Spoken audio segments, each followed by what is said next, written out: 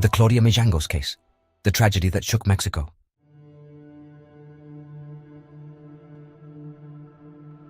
The crime that shook Querétaro.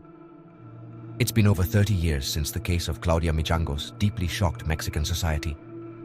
In 1989, this 32-year-old woman committed an act that not only left the city of Querétaro in shock, but also captured the attention of international media and left a lasting mark on everyone's memory.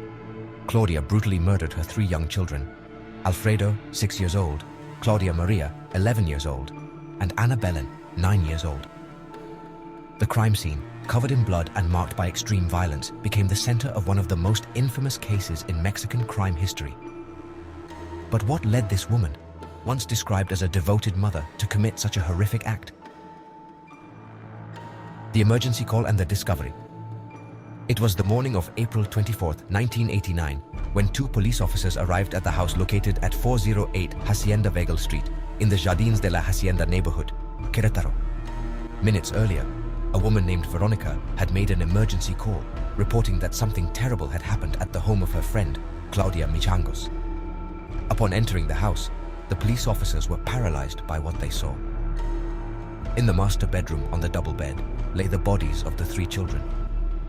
All of them had been stabbed repeatedly with kitchen knives, and their wounds showed excessive violence. Claudia Mijangos was next to them, unconscious, with superficial cuts on her wrists and a bloody knife in her hand. At first, the officers thought she was dead, but when they checked and found signs of life, she was taken to a hospital where they were able to stabilize her. The crime scene was chaotic. Bloodstains covered the walls, furniture, and even the stairs of the house. 3 kitchen knives, used in the murders, were scattered around different rooms. That image, described as one of the most disturbing by the very police officers who went to the scene, made clear the magnitude of the horror that had occurred that morning. What happened that night? According to investigations, the murders began in the early hours of April 24th, between 3 and 5 in the morning. The first attack took place in the bedroom of Alfredo, the youngest of the 3 children. He was stabbed several times in the chest and back while he slept, and during the attack, Claudia tried to cut off his hand. The boy's screams alerted his 2 sisters, who ran to Alfredo's room to see what was happening. Claudia Maria, the eldest daughter, was the second victim. She tried to run away when she saw the attack, but her mother chased her down the stairs to the 2nd floor and stabbed her in the chest and back. Despite her injuries, the girl managed to go down the stairs, but Claudia Mijangos attacked her again, leaving her to die on the 1st floor. The last to be murdered was Ana Belén, the 9-year-old daughter. The little girl tried to hide in her room, but her mother caught up with her and stabbed her directly in the heart. Like her brother Alfredo, Ana Belén had injuries on her wrists, suggesting that her mother also tried to cut off her hands. After committing the murders, Claudia dragged the bodies of her 3 children to the master bedroom, where she placed them on the bed. It was there that hours later, police officers found the gruesome scene. Who was Claudia Mijangos? Claudia was born on May 26, 1956, in Mazatlan, Sinaloa. She came from a religious middle-class family. She was the youngest of 7 siblings, 3 of whom suffered from different disabilities. During her youth, Claudia was known for being attractive, outgoing, and devout. She even won a beauty pageant in Mazatlan, which led many people to see her as a model woman. At 19, she started dating Alfredo Castanos, a man 8 years her senior. They married 2 years later and had 3 children. After her parents passed away, Claudia inherited a significant amount of money, which allowed her to move with her family to Querétaro. There, she bought the house in the Jardins de la Hacienda neighborhood and opened a women's clothing boutique. She also became involved in the school community at Colegio Fray Luis de León, where her children were students, and worked as a catechism, ethics, and religion teacher. However, behind this perfect image, Claudia started showing signs of mental instability. According to those close to her, she experienced extreme mood swings, suffered from chronic insomnia, and claimed to see angels and demons in her house. In her home, filled with crucifixes, she talked about voices that wouldn't let her sleep and whispered terrifying things to her.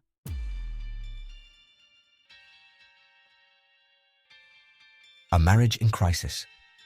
Claudia and Alfredo's relationship worsened over the years. Constant arguments became common, and some neighbors even reported hearing shouting and fights between the couple almost daily. On one occasion, Claudia chased Alfredo with a machete, and in another altercation, she injured him on the head with scissors. The couple tried to save their marriage by attending therapy with psychiatrist Jaime Flores, but the specialist concluded that their differences were irreconcilable. Finally, they decided to separate, and Claudia was granted custody of their 3 children. After the separation, Claudia's episodes of instability intensified. According to rumors, she developed an obsession with a priest from the school named Father Ramon. Although a romantic relationship between them was never confirmed, several people claimed that Claudia frequently sought the priest's attention, which increased the tensions in her personal life.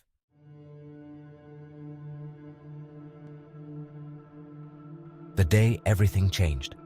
The dawn of April 24, 1989, became the date that would forever change the life of Claudia Mijangos and all of Querétaro society. After the brutal murders, Claudia was taken to the hospital where she was physically stabilized, although she remained in a state of confusion and disorientation. Apparently, she did not remember what happened, and when she was first questioned, she stated that her children were still alive and at school.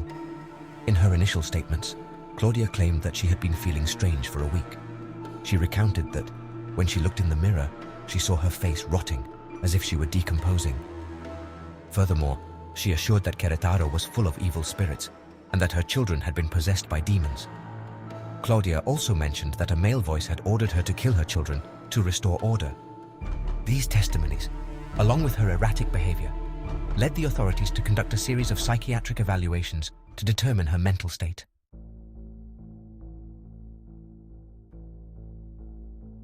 The medical diagnosis: schizophrenia and psychosis. Claudia went through a lot of mental health tests. Doctors said she had paranoid schizophrenia and sometimes really bad psychotic episodes. They also found she had temporal lobe epilepsy. This can make hallucinations and psychotic episodes much worse. Doctors said that Claudia had moments where she seemed normal, but most of the time she was really confused and couldn't tell what was real. The report said that Claudia didn't understand she had hurt her children.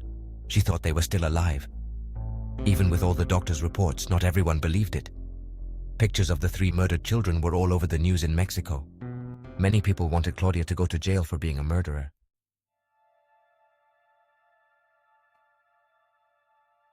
Claudia Mijangos' letter. In June 1989, 2 months after the crime, Claudia wrote an open letter to journalist Manuel Paredón Cornejo. She wanted to explain her side of the story and try to clear her name. In the letter, Claudia wrote, "Dear Mr. Journalist, my name is Claudia Mijangos. I'm writing to you to ask for your help. Sadly, I know that my case was very alarming, and understandably so, as it involved 3 helpless children. But I'm being honest with you. I wasn't in my right mind, and the studies that have been done on me confirm this. I was a mother who looked after her children's well-being, and believe me, I am the most affected by what happened, because they were my everything.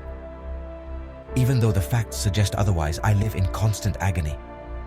I don't think it's fair that, on top of losing them, I'm being accused as if I did it intentionally. I am willing to undergo any kind of hypnosis to prove my innocence and clear my name." This letter caused a lot of different reactions. Some saw it as a desperate attempt to justify an unforgivable act, while others felt sorry for a mentally ill woman who had lost her children and her sanity.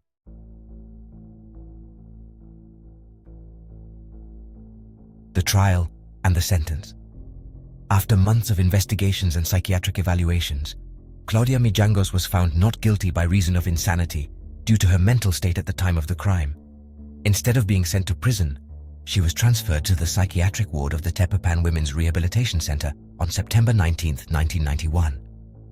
The security measure stipulated that Claudia would remain under psychiatric treatment for a period of 30 years, the maximum allowed by Mexican law for this type of case.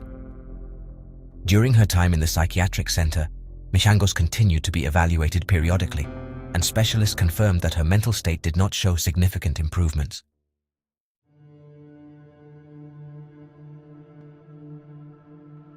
The social and cultural impact of the case. The triple homicide in Querétaro became one of the most controversial cases in Mexico's recent history.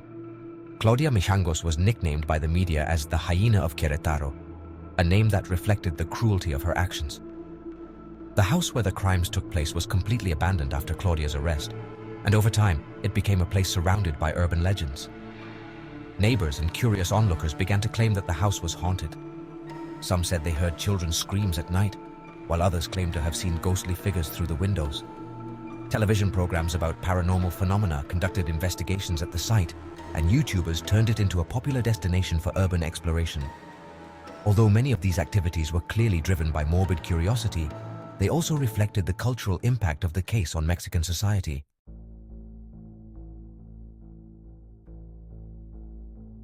Claudia Mijangos' return to freedom. On April 24, 2019, after serving the 30 years established as a security measure, Claudia Mijangos was released. She left the psychiatric center at the age of 63 under strict conditions. She had to take medication daily and remain under the supervision of her relatives. Her lawyer revealed that Claudia expressed her desire to return to the house where the crime took place, but this request was denied by the authorities due to the risk it posed to her safety and to the community. Currently, Claudia Mijangos' whereabouts are kept secret, and she lives under the care of relatives who prefer to stay away from public scrutiny.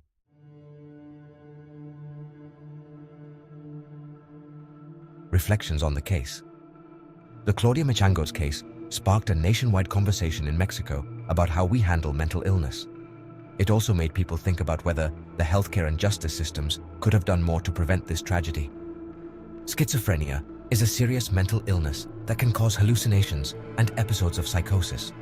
It's still something that many people in Mexico and around the world don't fully understand. Mental health professionals have argued that Claudia's episodes might have been preventable if she had received the right treatment much earlier. However, back then, the social and cultural climate wasn't as open to addressing mental health issues. This left Claudia feeling isolated and without the support she needed. The case also raised some uncomfortable questions about the role of family, friends, and schools in Claudia's life. Could someone have recognized the warning signs and stepped in before this tragedy happened?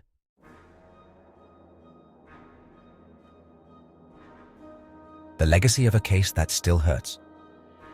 More than 30 years later, the Claudia Mijangos case is still a topic of discussion. Her story, marked by mental illness, isolation, and violence, is a reminder of how important it is to address mental health issues before it's too late. The house in Querétaro, meanwhile, remains empty, a sinister monument to a tragedy that will never be forgotten. If this story has impacted you, don't forget to like, subscribe, and hit the notification bell for more content like this. Let me know in the comments your opinion about this case. What do you think could have been done to prevent it? See you in the next video.